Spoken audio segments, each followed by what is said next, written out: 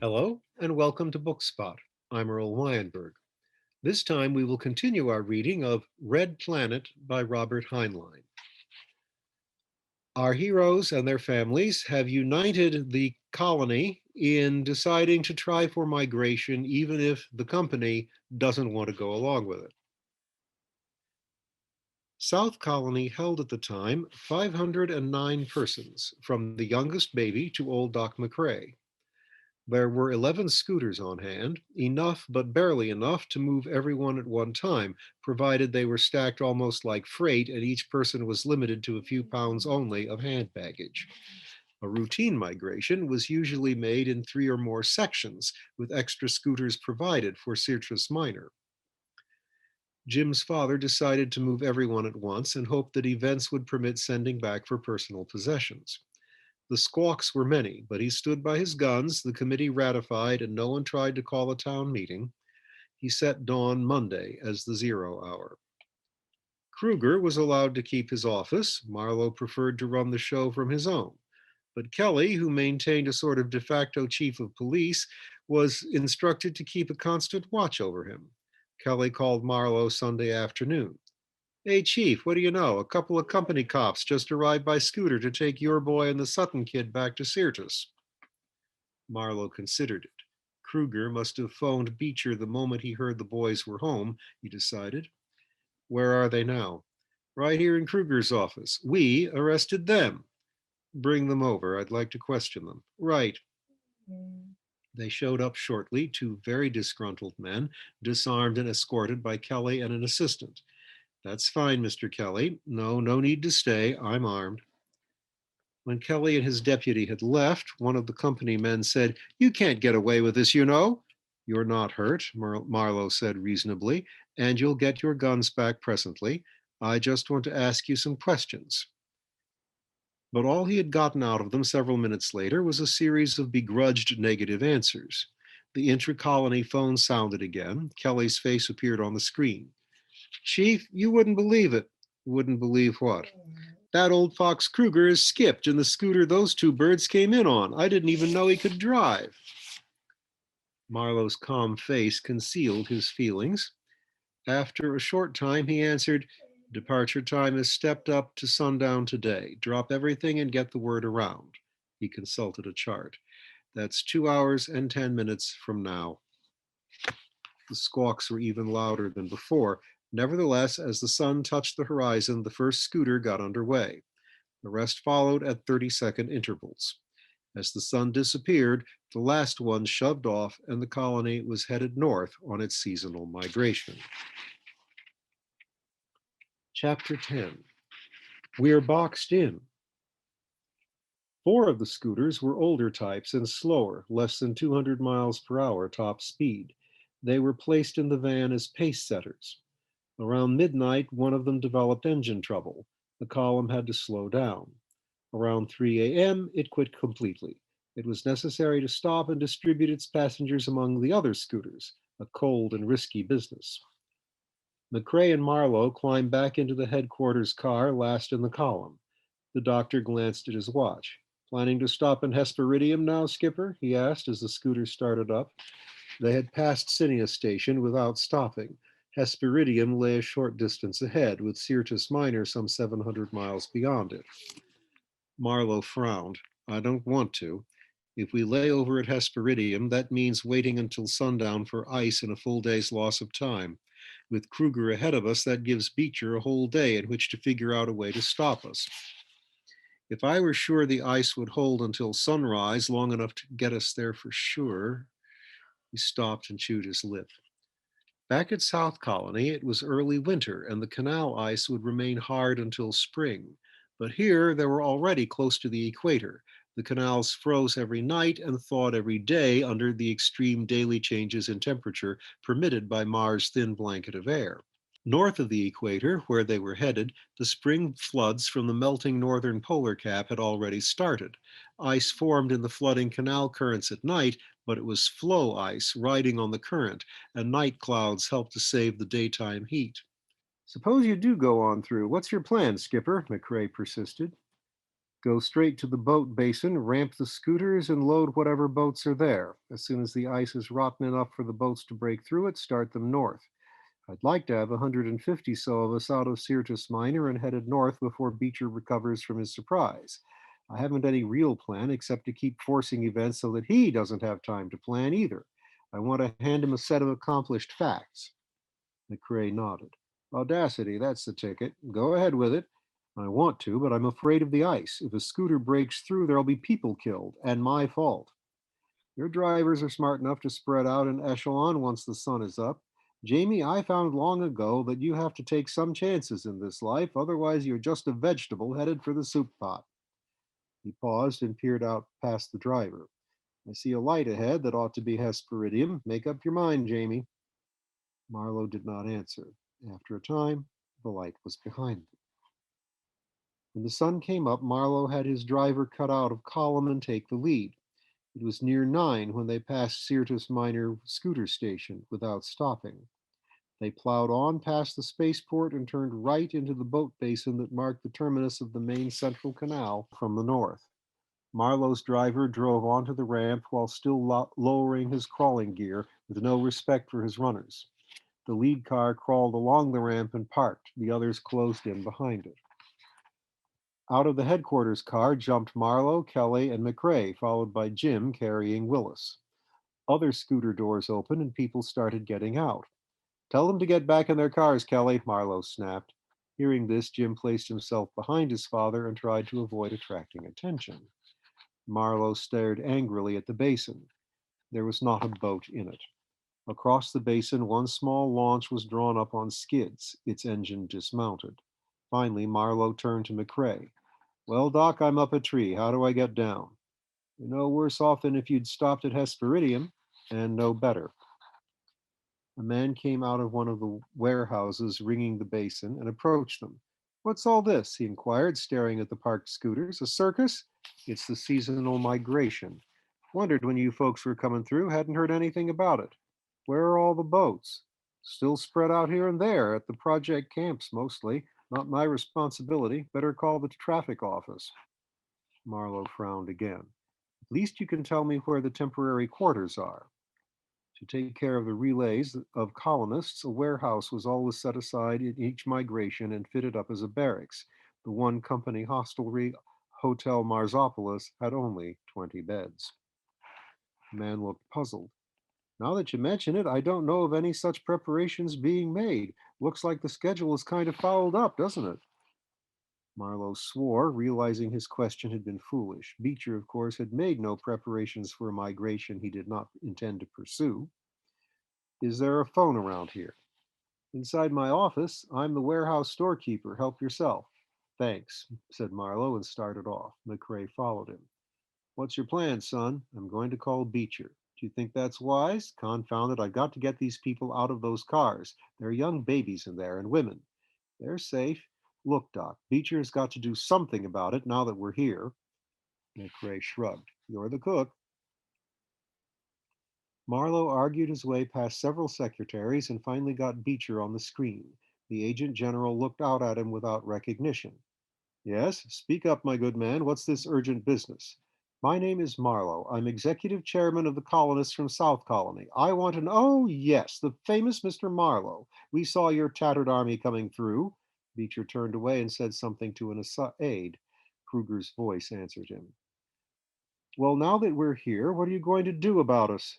Do? Isn't that obvious? As soon as the ice forms tonight, you can all turn around and head back where you came from. All except you. You are here to stand trial. And your son, if I recall correctly. Marlowe held his temper. That isn't what I meant. I want living space with cooking and toilet accommodations for 500 people. Beecher waved the problem away. Let them stay where they are. A day won't hurt them. Teach them a lesson. Marlowe started to answer, thought better of it, and switched off. You were right, Doc. There was no point in talking with him. Well, no harm either. They went outside there to find that Kelly had strung a line of his deputies around the scooters. After you went inside, boss, I got uneasy, so I stationed some of the boys around. You're a better general than I am, Marlowe told him. Any trouble? One of Beecher's cops showed up, but he went away again. Why didn't you grab him? Asked McRae. Oh, I wanted to, Kelly answered, but he kept going when I yelled at him. I couldn't stop him without shooting, so I let him go. Should have winged him, said McRae. Should I have? Kelly said to Marlowe. I was tempted to, but I didn't know where we stood. Is this a shooting war, or is it just a row with the company? You did right, Marlowe assured him. There will be no shooting unless Beecher starts it, McRae snorted. Marlowe turned to him. You disagree?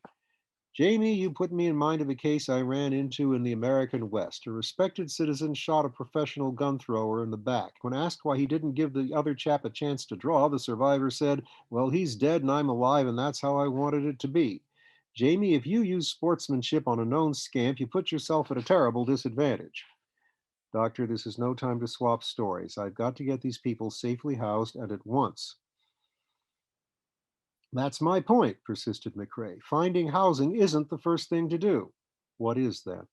Set up a task force of your best shots and send them over to grab Beecher and the company offices. I volunteer to lead it.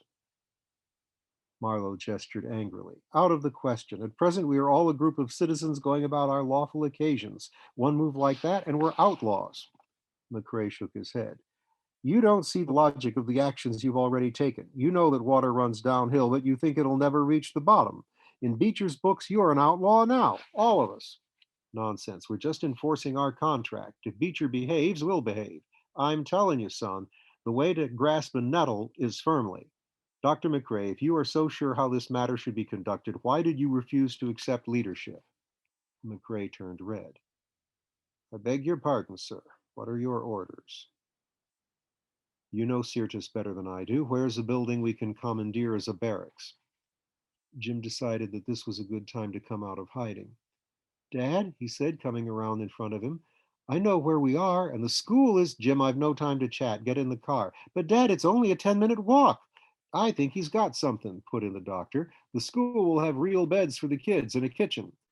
Hmm, very well. Possibly we should use both schools and put the women and small children in the girls' school. Jamie, advised the doctor, at the risk of getting my ears batted down again, I say no. Don't divide your forces. I didn't really want to. Kelly? Yes, sir? Get them out and put a deputy in charge of each car party and keep them together. We're moving out. Right. There is very little foot traffic in the streets of the Earth settlement at Syrtis Minor. Pedestrians prefer to go by tunnel. The few they did meet seemed startled, but no one bothered them.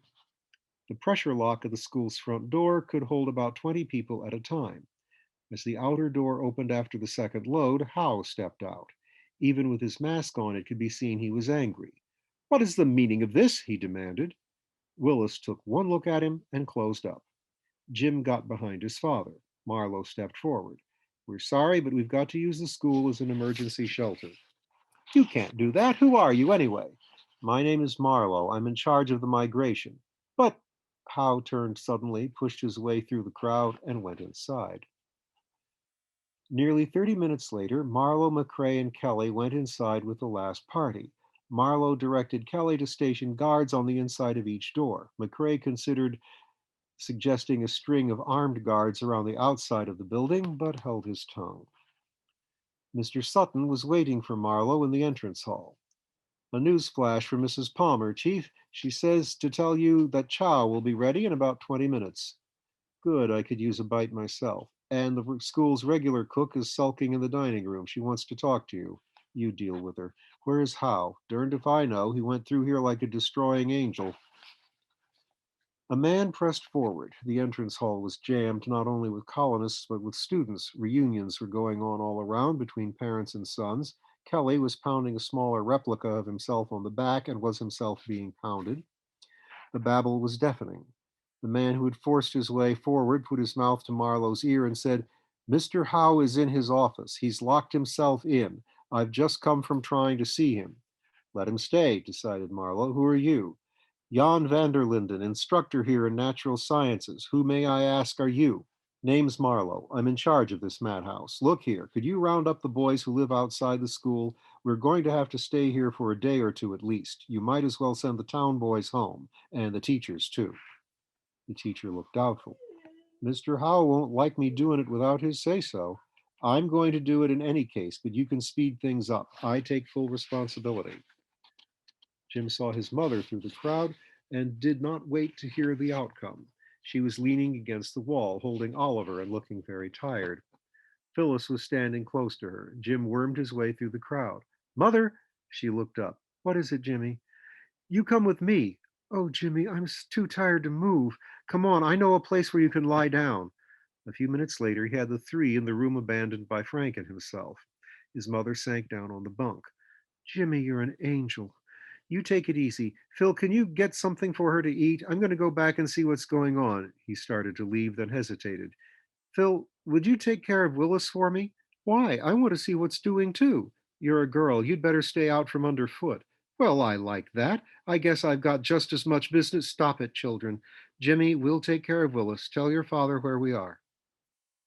Jim delivered the message, then found himself late in the chow line. By the time he had gone through for seconds and eaten some, he discovered that most of the colonists were gathered in the school auditorium. He went in, spotted Frank and Doc McRae, and squeezed over to them. His father pounded for order using the butt of his gun as a gavel. Mr. Linthicum has the floor. The speaker was a man about 30 with an annoyingly aggressive manner. I say Dr. McRae is right. We shouldn't fool around. We've got to have boats to get to Copus, right? Beecher won't let us have them, right? Even if he deputizes every man in Syrtis, he only has maybe 150 guns, right? We've got twice as many. Besides which, Beecher won't be able to get all the local employees to fight us. So what do? We go over and grab him by the neck and force him to do right by us, right? He sat down triumphantly. McRae muttered, Heaven defend me from my friends. Several tried to speak. Marlowe picked out one. Mr. Gibbs has the floor. Mr. Chairman, neighbors, I have rarely heard a more rash and provocative speech.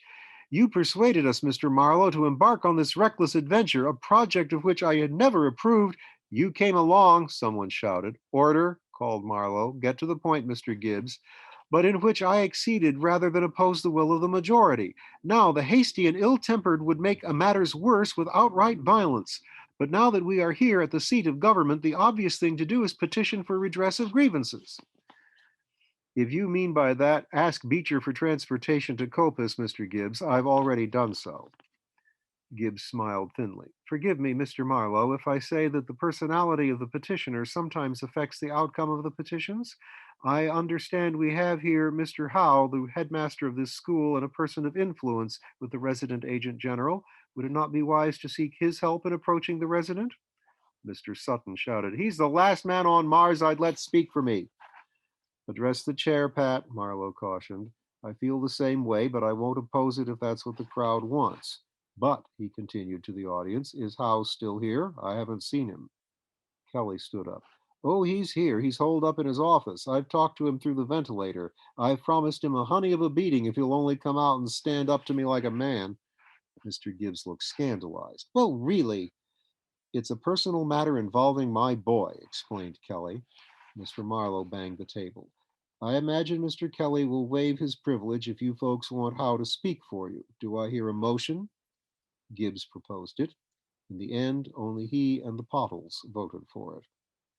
After the vote, Jim said, Dad, address the chair, son. What is it? Mr. Chairman, I have an idea. I was wondering, since we haven't got any boats, maybe we could get to Copus the way Frank and I got back to Charix? That is, if the Martians would help us. He added, if folks wanted to, I guess Frank and I could go back and find Gecko and see what could be done about it. There was a moment of silence, then murmurs of, what's he talking about?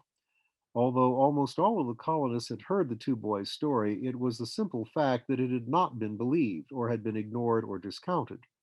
The report ran counter to the experience, and most of the colonists were as bogged down in common sense as their relatives back on Earth. Mr. Marlowe frowned. We don't know that the natives have these conveyances between here and Copus. I bet they have, and we don't know that they would let us ride in them even if they have. But Dad, Frank and I, a point of order, Mr. Chairman, it was Gibbs again.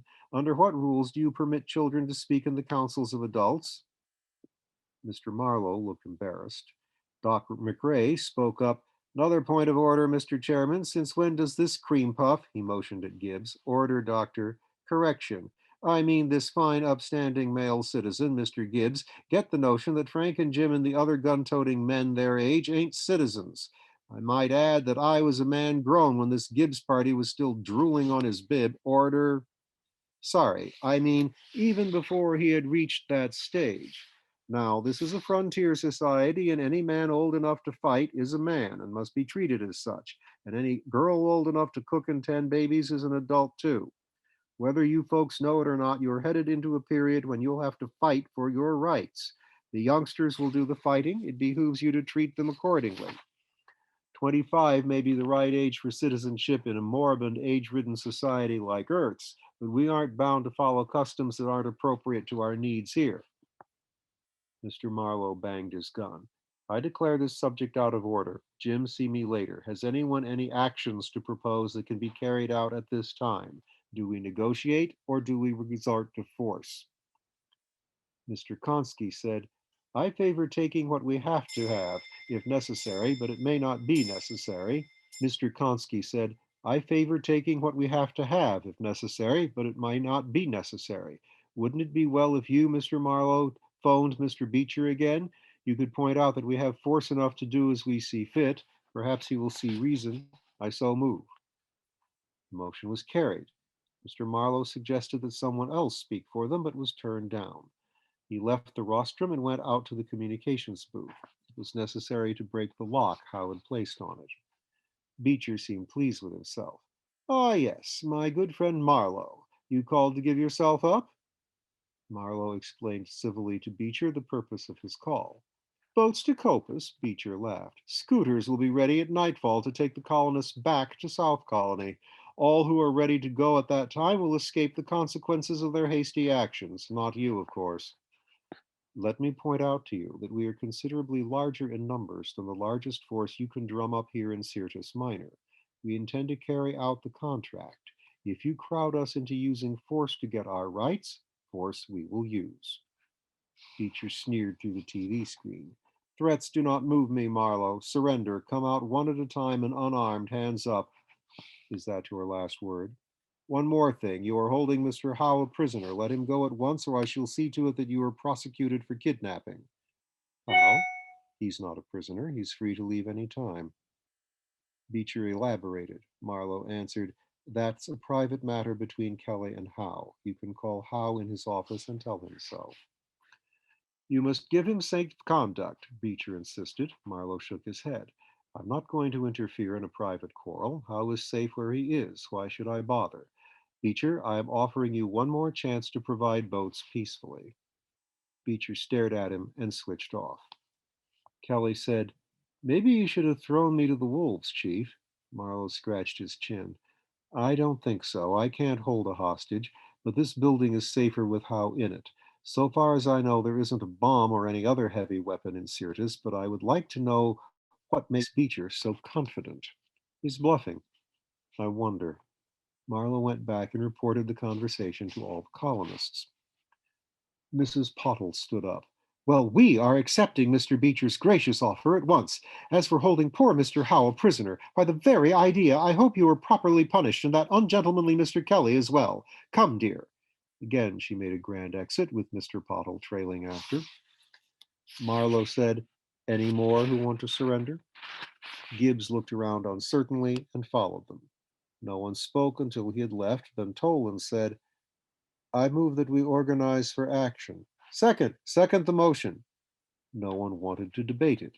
It was carried.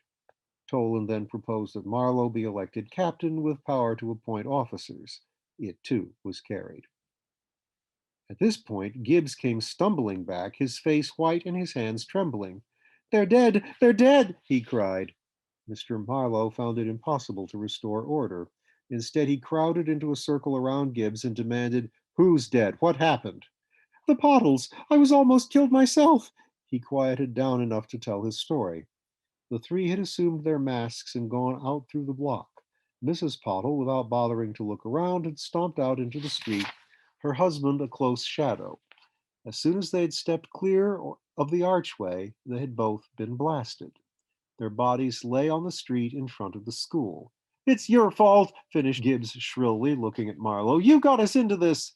"Just a moment," said Marlowe. "Did they do things Beecher demanded, hands up one at a time and so forth? Was Pottle wearing his gun?" Gibbs shook his head and turned away. "That's not the point," McRae said bitterly. "While we've been debating, Beecher has boxed us in." And we'll find how you get out of such a box next time.